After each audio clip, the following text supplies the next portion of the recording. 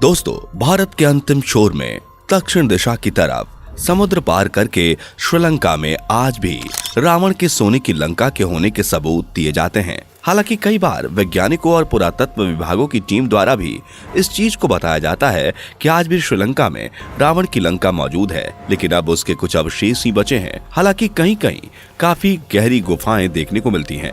कहा जाता है कि इन गुफाओं में आज भी सोना चांदी मौजूद है, लेकिन कोई भी उन गुफाओं में जाने से डरता है, क्योंकि लंका का राजा रावण एक ब्रह्म राक्षस था और मायावी था। बड़े बड़े जादू उसके बाएं हाथ के खेल थे। लेकिन दोस्तों, क्या आपने कभी सोचा है कि श्री राम जी ने जब रावण का वध किया तो उसके बाद उसकी पत्नी मंदोदरी का क्या हुआ, उसके भाई विभीषण का क्या हुआ, यहाँ तक कि उसकी अमूल्य सोने की लंका जो कि उसे शिवजी ने भेंट की थी, उस लंका का क्या हुआ? अगर आप भी इन सब सवालों के जवाब ढूंढ रहे हैं तो आज आप सही चैनल पर सही वीडियो देख रहे हैं, क्योंकि आज हम आपको आपके इन्हीं सवालों के जवाब देने वाले हैं। दोस्तों, धर्म ग्रंथ रामायण के अनुसार लंका के राजा रावण की भगवान राम के साथ युद्ध में हार हुई और रावण की मौत हो गई।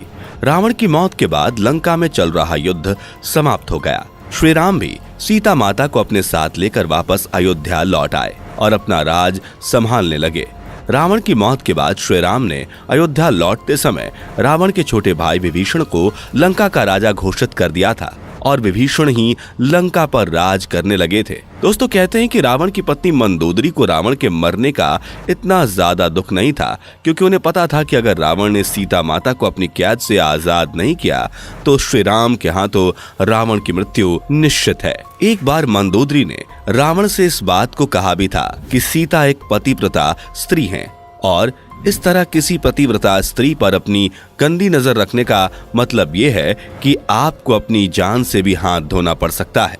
लेकिन रावण एक अहंकारी पुरुष था। उसने सीधे मंदोदरी से कहा कि मैं असीम शक्तिशाली हूँ, वो बनवासी मेरे आगे कुछ भी नहीं है। अगर वो यहाँ आते भी हैं तो उन्हें अपनी जान से हाथ धोना पड़ेगा। दोस्तों, श्री राम ने विभीषण को लंका का राजा बनाया तो राम जी ने मंदोदरी को सुझाव देते हुए कहा कि तुम विभीषण से शादी कर लो। लेकिन उस समय मंदोदरी इस बात के लिए तैयार नहीं हुई और उसने लंका में ही अपने आप को कैद कर लिया था और कई महीनों तक कैद रही। लेकिन फिर कुछ समय बाद कैद से निकलकर उसने खुद ही विभीषण से शादी कर ली थी और लंका की महारानी बन गई थी। हालांकि लंका की महारानी वो पहले से ही थी, लेकिन अब विभीषण लंका राज्य में कोई भी फैसला लेने से पहले मंदोदरी से जरूर सलाह मशवरा करते थे और इस बात से मंदोदरी काफी खुश रहती थी। कहते हैं कि रावण की मृत्यु के बाद विभीषण ने लंका की हर क्यारी में माता तुलसी का पौधा लगवाया था और सभी लंका वासियों को श्री राम का गुणगान करने को कहा था, जिसके बाद वहां पर रावण के साथ साथ लोग श्री राम का भी गुणगान करने लगे थे। दोस्तों, कहते हैं कि श्रीलंका एक शापित जगह है और वो देश कभी पूर्ण तरह से फल फूल नहीं सकता, क्योंकि उस जगह कुछ शाप लगा हुआ है कि लंका और उसके आसपास की भूमि में कोई भी पूर्ण रूप से खुशहाल नहीं रह सकता है। वहां पर किसी न किसी चीज की कमी रहेगी। दोस्तों, ये श्राप सीता माता ने ही रावण और लंका वासियों को तब दिया था जब वो अशोक वाटिका में कैद थी और श्री राम की याद में बिना पानी की मछली की तरह पल पल तड़प रही थी। तब उन्होंने गुस्से में कहा था कि जिस तरह आज मेरे पास सब कुछ होते हुए भी कुछ नहीं है, उसी तरह ये लंका और यहाँ के वासी खुशी पाने के बाद भी खुशी को तरसेंगे और आप लोग कभी आगे नहीं बढ़ पाएंगे। इस लंका और लंका वासियों का कभी भी उद्धार नहीं होगा, जिन्होंने मुझे मेरे प्रभु श्री राम से दूर कर दिया है। इस चीज का जीता जागता उदाहरण आज हम देख सकते हैं। श्रीलंका देश वास्तव में आज भी नहीं पनप पा रहा है। दोस्तों, जब श्री राम और रावण का युद्ध हो रहा था और विभीषण के कहने पर जब श्री राम जी ने रावण की नाभि में तीर मारा और रावण मरणासन अवस्था में गिर पड़ा, तो रावण के मरने के बाद उसके शव को राक्षस लोक के कुछ राक्षस उठा कर ले गए। कहते हैं कि रावण का शव आज भी राक्षस लोक में रखा हुआ है और राक्षस योनि में जन्मे कुछ बड़े राक्षस रावण को जिंदा करने के लिए पूजा अर्चना में लगे हुए हैं। दोस्तों, ब्रह्मा जी के दिए हुए वरदान के अनुसार रावण अमर था, लेकिन कहते हैं कि रावण खुद ये चाहता था कि श्री राम के हाथों उसकी मृत्यु हो, क्योंकि वो जानता था कि अगर उसकी मौत भगवान के हाथों होगी तो उसे इस राक्षस योनि से छुटकारा मिल जाएगा और उसका उद्धार हो जाएगा। इसलिए उसने जानकर भी सीता माता को अपनी कैद से आजाद नहीं किया। दोस्तों, रावण जरूर एक राक्षस जाति का था। उसने जरूर सीता माता को छल से उठाया हो और उसके मन में सीता माता के लिए जरूर गलत भावनाएं थी, लेकिन उसने कभी भी सीता माता को हाथ भी नहीं लगाया था और न ही उन्हें बलपूर्वक अपनाने की कोशिश की, क्योंकि उसे पता था कि यही उसके लिए मोक्ष का द्वार है। पुराणों की माने तो रावण को ये भी पता था कि आने वाले समय में राम जी, उनके छोटे भाई और संपूर्ण वानर सेना से उसका युद्ध होने वाला है।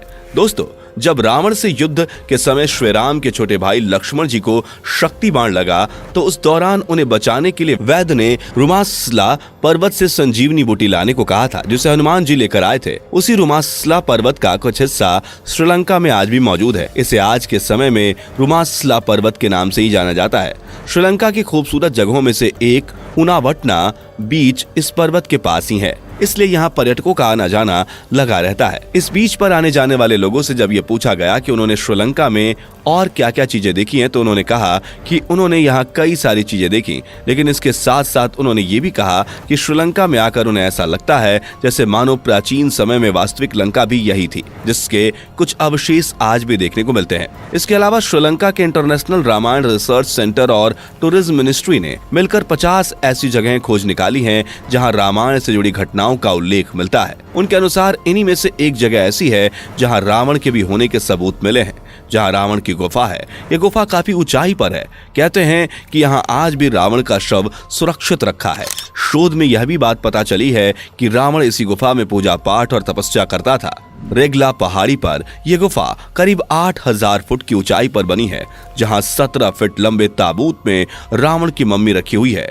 लेकिन घने जंगल और खूंखार जानवरों की वजह से इस गुफा में कोई नहीं जाता। पुराणों के मुताबिक रावण का शव राक्षस लोक में राक्षसों के पास है, लेकिन अन्य मान्यताओं में यह भी कहा गया है कि जब रावण के मारे जाने पर भगवान राम ने विभीषण को लंका के साथ रावण का शव सौंप दिया, तो विभीषण ने राजपाट संभालने के चक्कर में रावण के शव को बिना दाह संस्कार किए ही छोड़ दिया। इसके बाद राक्षसी कबीले के लोग रावण के शव को अपने साथ ले गए।